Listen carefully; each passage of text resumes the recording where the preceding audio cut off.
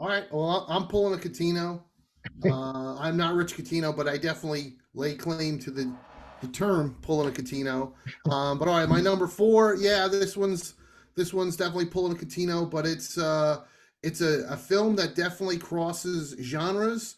I mentioned it once on an episode with Pete some time ago.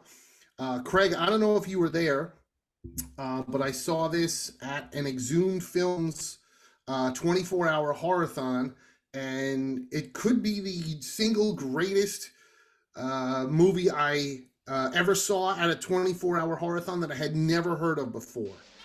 It is technically a kung fu film, but there are supernatural elements and holy shit swords and decapitations galore. It was released in America in 1982 under the title Chinese Super Ninjas. The foreign exchange title is Five Element Ninjas. And I don't know if you were there, Craig, but this thing is fucking unbelievable. I thought you were going to say Raw Force. That was Raw Force. I probably could have used there. There's a couple swords in that one too. But this one is just non-stop violence. It has been labeled as the most violent kung fu movie ever made. I mean, it's literally guys like hopping on one leg with all limbs severed, just blood spurting everywhere. The plot's pretty basic. The master has his kung fu school burnt down by the Five Element Ninjas. It's like earth, fire, water, wood, and something else. I don't know. IRS. Yeah, something. Milkshakes. I don't know, whatever the fuck the fifth guy was made of.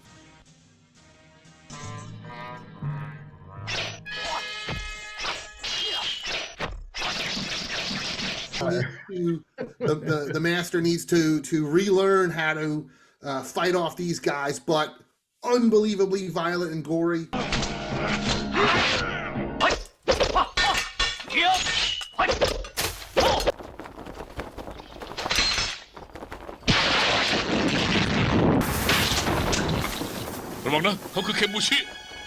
If you like really hyper violent films with swordplay, you should absolutely search out Five Element Ninjas. I know I have it on DVD. I have an import DVD. I think there was an import Blu-ray from somebody, but somebody in America needs to put this thing out because it is awesome. What year was this from, Chris? 1982. Wow. And it is the most violent, swordplay kung fu thing I've ever seen. It's so much fun. I mean, just buckets and buckets of blood. It's worth checking out. So that's my number five, and I'm pulling a Catino on my number four. I was 10 years old. I didn't know what the fuck this movie was about.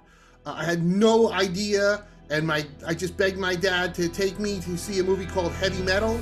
I'm putting this in the sword and sorcery category just for the last episode, for the Tarna episode, because I mean the whole movie is amazing except for the Tarna episode, which is just fucking unreal.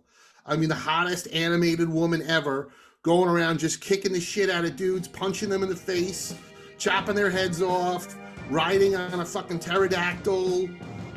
It's amazing. I know we've talked about this before. For kids today, it's totally different where you go see a movie and you've seen the trailer 100 times and you've watched Midnight's Edge and John Campea and every other fucking YouTube dissect every frame of it. Like, I didn't know what this was. All I knew it was an R-rated cartoon, and I wanted to see, like, how do you make a cartoon R-rated? Well, holy shit, you have a lot of tits and beaver shots and dudes getting their heads chopped off, and that's how you get an R-rated cartoon. And it's a fucking hoot, but yeah, the Tarna episode is the runaway segment. And the soundtrack for the soundtrack is movie too, amazing. And that segment in Tarnak is where you get to hear snippets of E5150 and the mob original version of Mob Rules during that segment. They've released that on Blu-ray, have they? Yes. I got it on Blu-ray. Yep. All right, Chris. Okay, my movie, my pick is from Hong Kong, and it's a movie that I watched it on YouTube. This was a first time watch for me.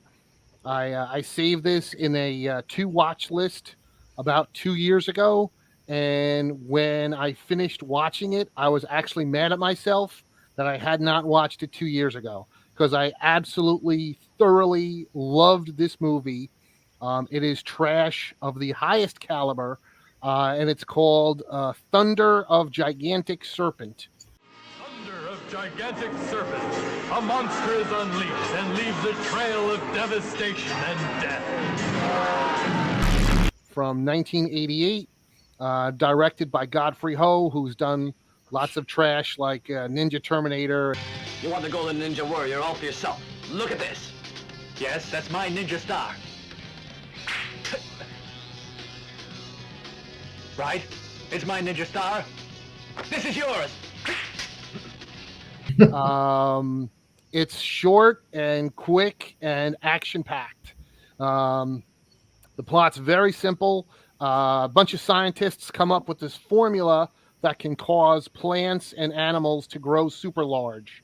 And they're getting chased by terrorists. The formula is in a box and gets thrown out a window. A little girl finds it, and she has a pet snake. The little pet snake gets into the box and then grows to about maybe 25 feet long.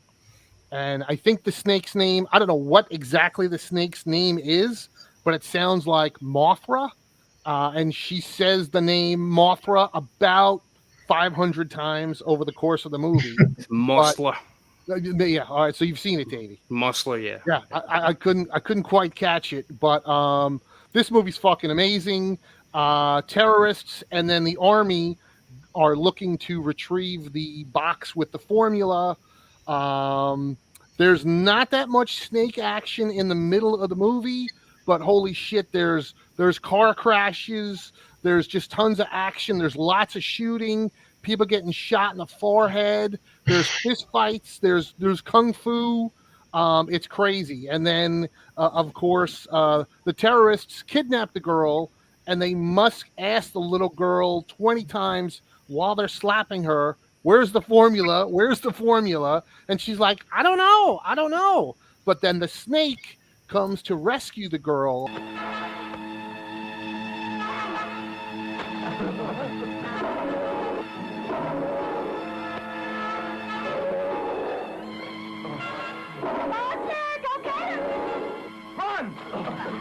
But now the snake is not 20 feet long. Now it's the size of Godzilla, and it's knocking down buildings and knocking down bridges, and it is completely fucking ridiculous and batshit crazy, but so much fun.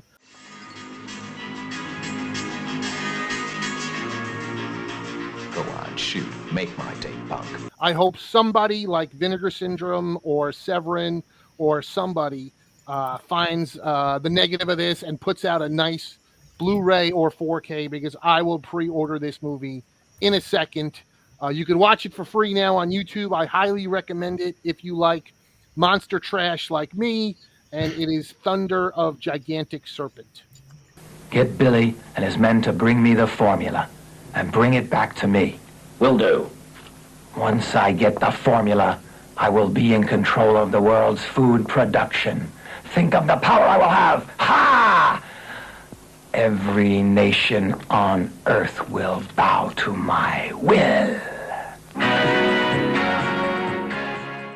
All right, mine's similar to Pete's. It's another Hammer horror film from the mid '70s. It stars Peter Cushing, who's of course in everything for Hammer, and David Chang, who started a ton of awesome kung fu movies like The Deadly Duo and All Men Are Brothers. And it's Legend of the Seven Golden Vampires. This is the Blu-ray from a couple years ago. This is the DVD. This was a co-production between Shaw Brothers from China, who was a famous kung fu film studio, and Hammer Films. I mean, kung fu movies were hot at the time. They were. So somebody had to absolutely brilliant idea, which really was smart, to combine, the gothic 70s horror of Hammer films with the awesome action-packed Chinese kung fu movies of the Shaw Brothers.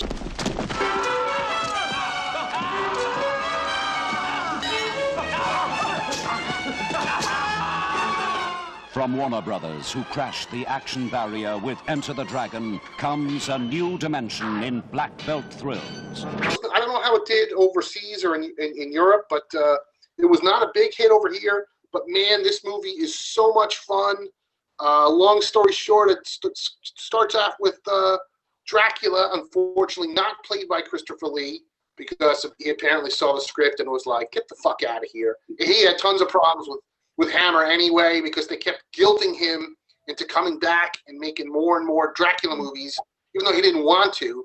I mean, the story is that he used to walk around with a copy of Bram Stoker's Dracula in his pocket, and he read it and reread it so many times, and he would go back to it while making the Hammer Dracula movies and be like, Dracula wouldn't do this. But that's a whole other thing. So they got some other old guy who does okay. He's basically in the beginning of the movie, because he says to this Chinese guy he's going to take over his body. I need your mortal coil. I need the form of your miserable carcass. I need your vile image. And long story short, many years later, Peter Cushing, who of course plays Dr. Van Helsing, is given a lecture on vampires. And there's a village that has these 7 golden vampires that have these awesome demonic gold masks.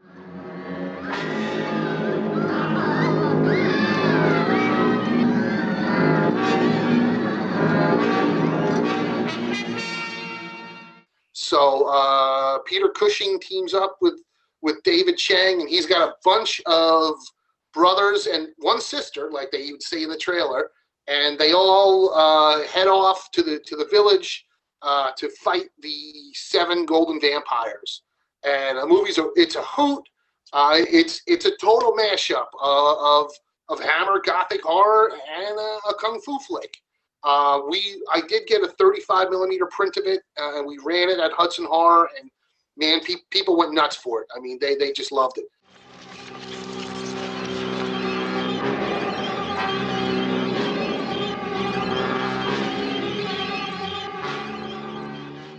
And I love it too. I mean, I love schlocky movies, if you haven't noticed. And man, this one is schlock, but it's really good schlock. It's a shame it didn't work out. They were going to do a sequel to it. But shortly afterwards, and I don't know if this is the last Hammer Dracula film, but shortly afterwards, Hammer closed up. I think the final Hammer movie was To the Devil a Daughter. The evil power of black magic has fascinated millions of moviegoers. In 1967, Rosemary's Baby. In 1974, The Exorcist. And now, a motion picture that probes further into the mysteries of the occult than any has dared before. 98% of so-called Satanists are nothing but pathetic freaks. To the Devil, a Daughter.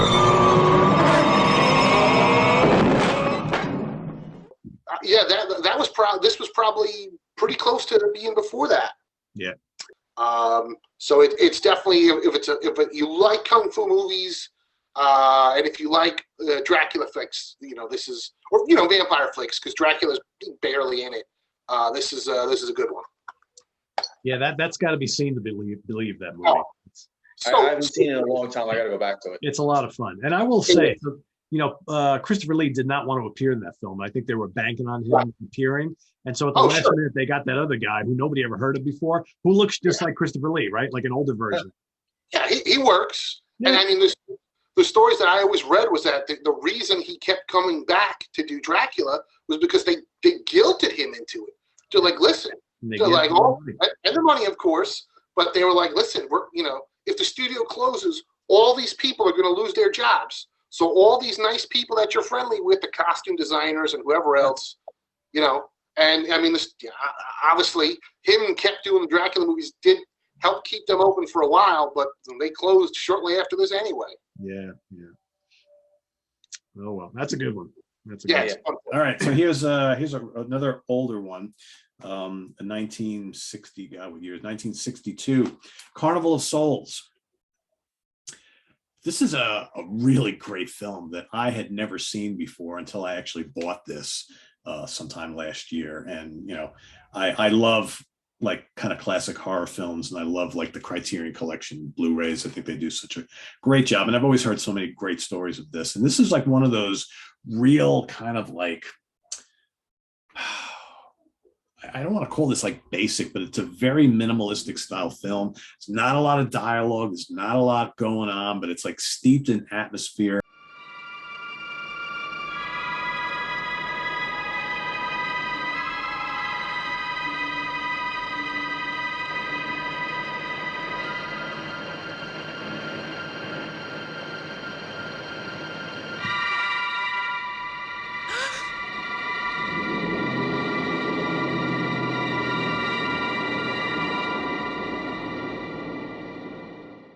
Great photography and just really effective acting. And basically you have this, the main character, the girl in this movie, she's just, the whole film is her going through all these weird sequences in her life, right? And you obviously that she's suffered some kind of trauma and whatnot, but she kind of goes from like town to town, and she's often like seeing and experiencing really, really strange things.